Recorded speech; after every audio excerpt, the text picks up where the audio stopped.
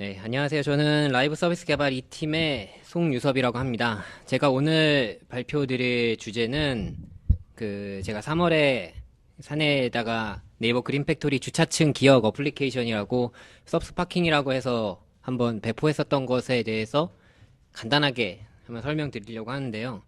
사실 이게 그렇게 막 기술적으로 엄청 막 어렵고 그런 거 아니라 여기 계신 분들이 한 3, 4일이면 다 만드실 수 있는 것들인데 그냥 만들면서 어떤 일이 있었는가에 대해서 그냥 가볍게 설명드릴 거라 정말 가벼운 마음으로 좀 들어주셨으면 좋겠습니다. 우선 서브스파킹이 무엇인지 아까 말씀드렸다시피 그린팩토리의 주차층 기억 어플리케이션인데 사실 네이버에 차를 가지고 다니시면서 이제 주차를 해보신 분들은 한 번씩은 이런 경험들이 있으실 것 같은데 이 앞에서 되게 자신이 초라해졌던 경험들이 한 번씩은 있지 않을까 생각이 듭니다. 내가 어디다 주차했지란 반드시 많이 한 번씩은 까먹지 않았나. 제 주변에도 그렇고 저도 그렇고 많은 경험들이 있었는데요. 사실 네이버 그린 팩토리에서는 이런 것을 그 빌딩 설계 때부터 고민했었다 그래요. 그래서 각 층마다 새소리, 파도 소리를 들려주면서 그 직원들, 사람들의 무의식을 자극해서 이제 엘리베이터 버튼을 누를 때 그 그림을 눌러라 라고 하는데 전 한 번도 이거 성공한 적이 없거든요.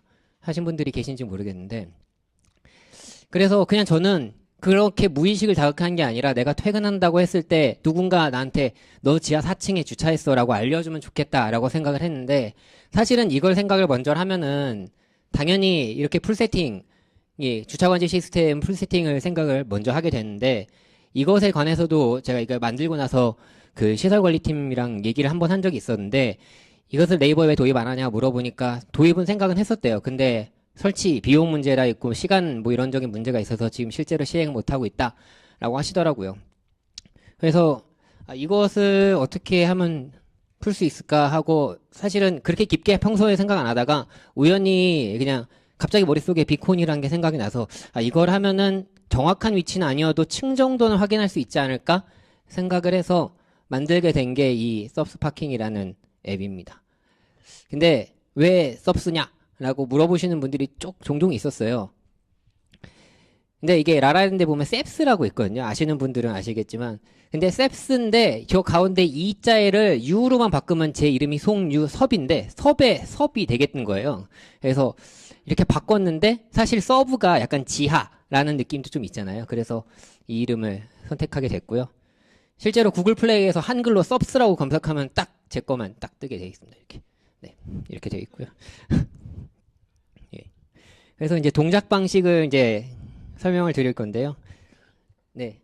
동작은 기본적으로 다 이제 그 각 층을 인식하는 건 블루투스 비콘을 이용해서 진행했습니다.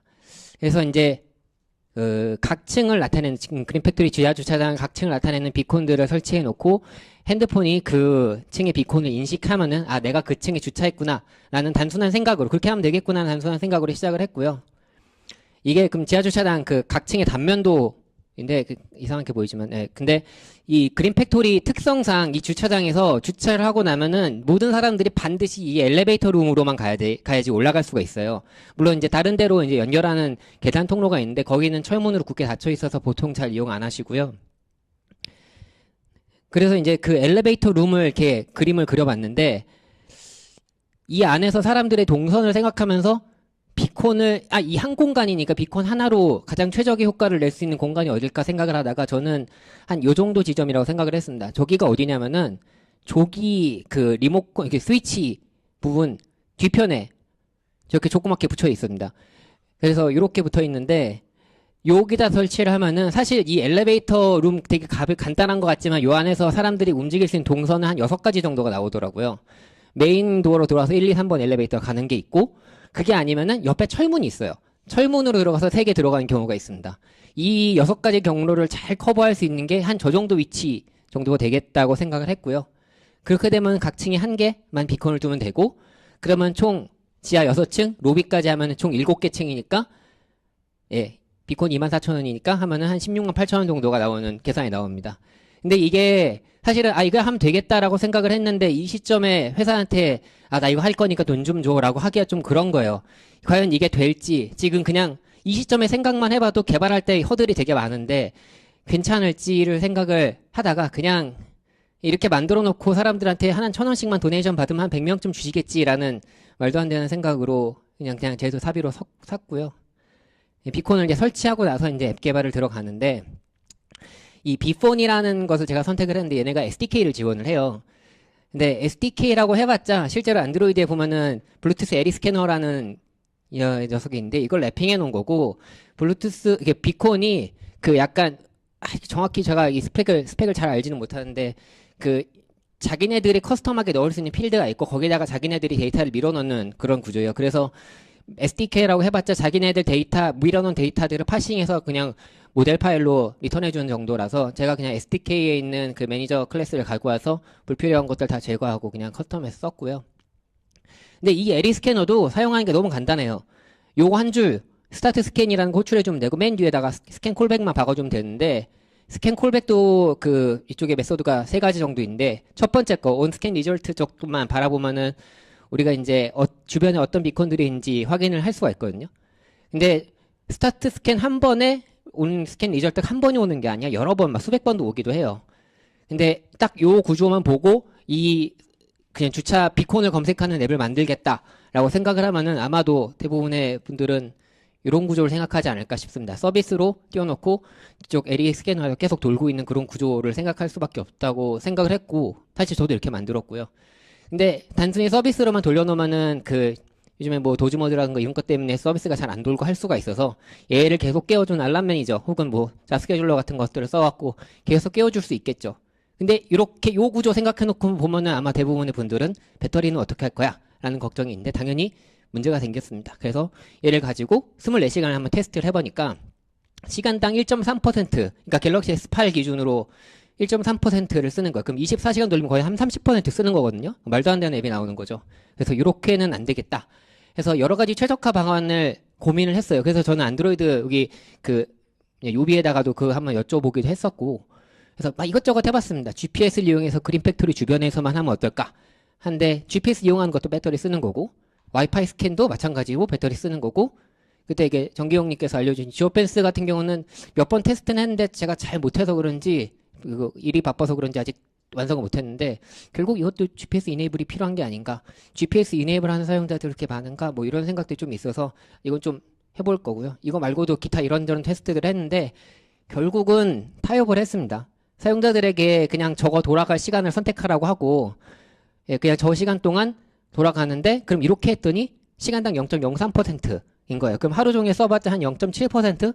이 정도면 괜찮지 않나라는 생각을 했고, 네, 그런 생각을 했습니다.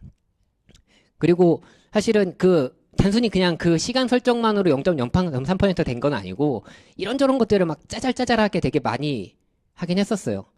근데 한 가지만 딱 설명드리려고 하는 게, 주차를 한 것인가 주차를 위해 헤매고 있는 것인가 였습니다. 이걸 하면서 제가 재밌게 생각했던 거는, 그동안 개발을 하면서는 사용자가 이 앱 안에서 어떻게 이동할지 혹은 이 로직들이 어떻게 이동하고 있을지 그런 것들을 생각하면서 개발을 했는데, 이걸 개발하려면 사람들이 진짜 물리적으로 어떻게 걸어 다니는지를 생각을 해야 되더라고요.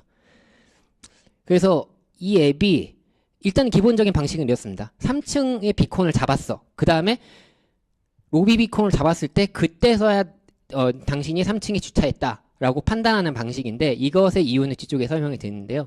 일단은 기본적으로는 이렇게 되어 있습니다. 근데 그렇게 해놓고 나서 생각을 해보니까 이런 것들이 있겠더라고요. 먼저 5층을 비콘을 잡고, 사람을 아니야, 비콘의 기준으로 하는 거예요. 비콘 5층을 잡고, 그 다음에 엘리베이터가 4층 올라가서 문이 열려서 4층 비콘을 잡고, 또 2층 비콘을 잡고, 그 다음 로비로 간 경우는 그럼 어떻게 판단해야 되지? 라던가, 혹은 꼭 위로만 가는 법이 없어요. 아래로 갈 수도 있어요. 아래로 갔다가 다시 로비로 가면은 그럼 어떤 비콘을 해야 되지? 라는 고민을 하다가 가장 먼저 잡은 비콘을 하면 되지 않나 라는 단순한 생각을 했는데, 또다시 이런 경우가 나오더라고요. 내가 이제 지하 3층입니다. 여기 지하 3층에서 주차를 하려고 헤맸는데, 주차를 못 찾는 경우가 있잖아요. 근데 엘리베이터 룸을 지나가는데 3층 비콘을 잡았어. 근데 당연히 3층에서 못 찾았으면 4층 가겠죠. 4층 갔는데 여기다 주차를 했어요. 그 앞에 3층 비콘을 잡았는데 나 지금 가장 먼저 잡은 비콘으로 하면은 3층이 아니라 4층에 주차한 건데 지금 잘못된 거잖아요. 그래서 그냥 제가 그래서 요것들을 계속 하다가 그냥, 사실 개발자라면 너무 쉽게 생각할 수 있는 그 타임아웃을 넣었습니다. 타임아웃 시간을 40초로 해놨는데, 40초로 한 거는 그냥 제가 몇 번 그냥 돌아봤거든요. 그래갖고 몇 초 안에 끊을 수 있나 했는데 보통 40초 안에 보통 못 끊겠더라고요. 그래서 40초로 해서 3층 비콘을 잡고 나서 40초가 지나면 얘는 무효화되고 그 다음 4층 비콘 되는 그런 구조로 되어 있습니다. 이거는 네 그냥 네 이렇게 돼 있고요. 복잡한 그림이고요. 그래서 사용자가 2층 비콘을 잡고 로비를 잡으면은 앱은 이런 화면이 떠요. 당신이 2층에 주차했어요로 한번 팝업이 뜨는데 이걸 만들면서도 사용자가 좀 불편해하지 않을까라는 생각을 했는데요. 실제로 쓰는 분들 얘기를 들어보면은 아, 이 앱이 잘 돌아가고 있구나. 그래, 내가 2층에 주차했지라고 리마인드 할 수 있고 약간 그런 좀 기분이 좋다고 하더라고요. 그래서 그냥 제가 계속 유지하고 있고요. 사실은 이 앱을 배포하기 전에 저 혼자 테스트를 할 때는 퇴근할 때도 제가 앱을 켜고 내가 신경 쓰고 싶지 않은 거예요. 그래서 퇴근할 때 로비 비콘을 잡으면 딱 그냥 이렇게 뜨는 거예요. 자동으로. 원래 해놨는데 이걸 하려고 하다 보니까 배터리 소모가 엄청나게 크더라고요. 그래서 요거는 삭제를 했고 그냥 그래 너가 퇴근할 때 그냥 앱 한번 실행하면 이 화면 보이는데 굳이 뭐 불편하게 그렇게 하겠어 하고 했는데 저도 이렇게 써보니까 불편하더라고요. 그래서 요것도 안 해서 그냥 위젯 하나 띄워놨습니다. 그래서 위젯 전 요즘에 쓸 때는 위젯만 뚝 보고 그냥 퇴근을 하고요. 다른 분들도 위젯 많이 쓰시더라고요. 그래서 이 정도 만들고 라이브 서비스 개발에 한번 배포를 했고 그다음 아시다시피 안드로이드 분들 개발자분들에게 한번 배포를 했고요. 어느 정도 테스트 거친 다음에 이제 네이버 배포를 했었습니다. 이제 배포를 해보니까 제가 생각했던 것보다 반응이 되게 좋았었어요. 저는 이렇게까지 반응이 좋을 줄은 진짜 생각을 못했는데 생각보다 반응이 좋더라고요. 그리고 한 2개월 반 정도 운영을 했잖아요. 운영이랄 것도 없는데 근데 사람들이 얘기가 정확한 주차 위치를 찾고 싶다. 사실 사람들이 층간 막 이동 여행하는 것도 막아줬는데 이제 정확한 위치까지 달라고 하시는 건데 네.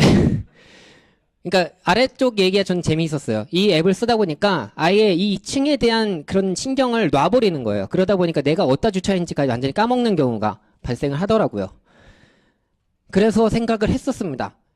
원래는 저 가운데 엘리베이터 룸에 비콘이 있는데 이것을 하기 위해서는 한 요 정도 비콘을 설치하면은 상대적인 마치 GPS 좌표 잡는 것처럼 상대적인 위치 해갖고 대충 어디쯤에 있어요라고 할 수 있겠는데 이게 보시다시피 비콘을 4개 설치해야 되고 저희가 층이 6개니까 24개를 더 설치해야 되는데 그 비용은 또 누가 줄 거며 그래서 안 하고 있고요. 이 앱을 아까 말씀드렸던 건데 이 앱의 그 비용은 어떻게 할 거냐? 그래서 도네이션 버튼을 넣었는데 몇몇 분들이 돈을 주셔서 그래서 예 좋았고요. 배포한 당일인데 배포한 당일에 여기 계신 분인지 모르겠는데 MBO 분이 한 분이 저쪽에 CEO 스텝 조직에다가 한번 얘기를 하셨더니 갑자기 저를 부르셔갖고 돈을 주시더라고요. 예, 비용 받았고요. 그리고 네 특허도 냈습니다. 이걸로 특허로 특허 비용도 챙겨서 사실상 수익이 났어요. 아직 특허비는 아직 못 받았는데 아유 감사합니다. 아이고 감사합니다. 원래 이렇게 이걸 계획한 건 아니었는데요. 수익이 나버렸습니다. 그리고 궁금하실 것 같은데 몇 명이나 사용하나? 생각보다 실망스러운 숫자인데요. 당일에 50명 사용하셨는데 어제 기준으로 15명 사용 중이시고요. 네, 그렇습니다. 이거는 파이어베이스 연동해갖고 그냥 통계 쌓고 있는데 이거 어저께 통계예요. 그래서 오늘 주차수 보면 15 있고 각각 누가 몇 층에 주차했다 이거 쌓고 있는데 사실은 이 쌓고 있는 이유가 뒤쪽에 나오긴 합니다. 그래서 여기서 잘 됐다면은 스텝 2랑 스텝 3가 나름 계획이 되어 있었어요. 스텝 2는 각 층의 잔여 공간, 주차 잔여 공간을 이 앱에서 볼 수 있게 해주는 거였는데 그 차 해보신 분들은 그 네이버 주차장 들어갈 때 요런 거 있잖아요. 그 네이버 건 아닌데 요런 거 있는데 요걸 보면서 못 보고 지나친 경우 혹시 겪으신 분이 있을지 모르겠는데 되게 당혹스럽잖아요. 그런 경우나 내가 아직 출근은 안 했는데 조금 늦었는데 지금 가면 주차할 수 있을까라는 생각을 할 때가 있어요. 그냥 그럴 때 이 앱을 쓰면 좋지 않을까? 이런 걸 기능을 제공하면은 생각을 했는데 그 시설 관리 담당자분이 얘기를 해보니까 현재 주차관제 시스템은 전산화하기 어려운 구조라고 하십니다. 이걸 API 제공해주면 참 좋을 것 같은데 못 해주신다고 했고요. 사실은 더 많이 활성화돼서 한 2, 300명 쓴다고 가정했을 때, 한 3, 400명 쓴다고 가정했을 때 제일 하고 싶었던 게 지하식당 대기 밀집도를 분석하는 거를 하고 싶었어요. 원래 사실 전 직원 눈치 게임 아닙니까? 그래서 여기 만약에 식당 이렇게 구조가 있을 때 사람들이 막 이렇게 밀집할 수 있잖아요. 그래서 요 얼마나 많은 사람들이 있는지를 보기 위해서 한 요 식당 글씨 있는 쯤에 원래 카메라를 설치해서 라이브 스트리밍 하려고 했어요. 저희가 라이브 서비스니까. 근데 사실 좀 초상권 문제가 좀 있잖아요. 그래서 이것도 양옆에 비콘을 달아놓고 이 안에서 비콘 잡은 사람들 수만 헤아린다면은 몇 명 있는지 알 수 있지 않을까 했는데 15명 쓰는데 뭐 이거 할 수 있겠습니까? 네. 쓰는 사람이 많아야 할 수 있는 거라고 생각을 합니다. 비콘이 보통 1년 지나면 배터리 소모가 크게 되기 시작하는데 앞으로 관리 어떻게 하실 생각인가요? 인데 이거는 1년에 한 번씩만 갈아주면 되니까 그냥 제가 수동으로 할 생각이었고요.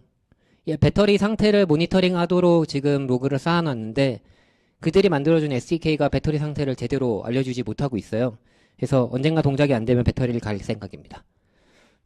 iOS 앱은 사실 저희 쪽에서 그 라이브 서비스 쪽에서 한 분이 도전해 보실 생각이라고 하셨는데 예, 이거는 예, 안 하실 것 같고요. 개발 기간은 사실상 보시면은 그냥 코어로직은 빡세게 일주일이면 되지 않겠습니까? 근데 이제 실제 내가 돌아보고 하는 것들까지 개발자 테스트 기간이 더 많이 걸렸고요.